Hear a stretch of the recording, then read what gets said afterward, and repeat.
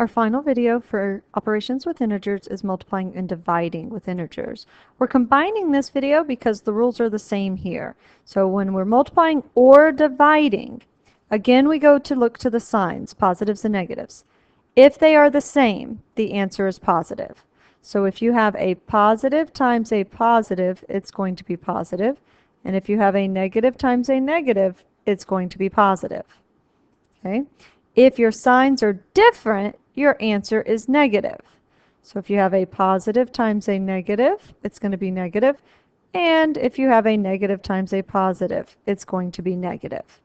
So since our rules are the same, we just went ahead and combined them into one little video here because there's no sense in doing two separate assignments.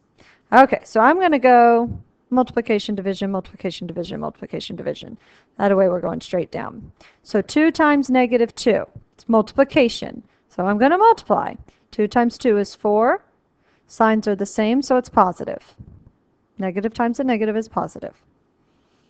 All right, 48 divided by negative 6. Well, 48 divided by 6, 6 times 8 is 48, so it's 8. My signs are different, positive and negative, so my answer is negative. Negative 1 times 10. Signs are different, so my answer is going to be negative. 1 times 10 is 10.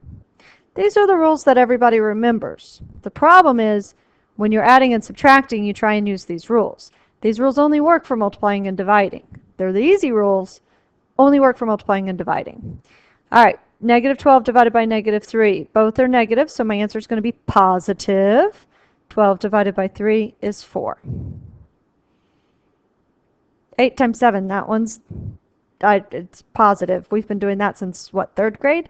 So 8 times 7 is going to give me 56. I always have to think about that one for some reason. Negative 25 divided by 5. 5 times 5 is 25.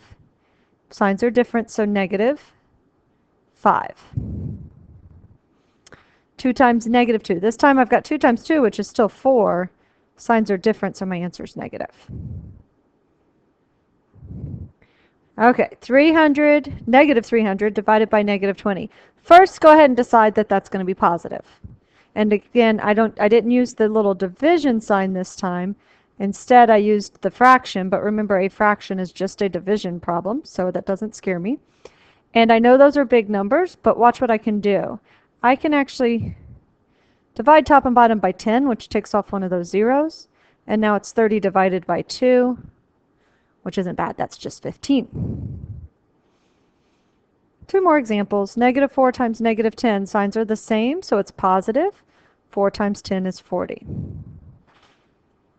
And then our last one, 24 divided by negative 12. That is negative. Positive divided by negative. 24 divided by 12 is 2. And that is it for multiplying and dividing with our integers.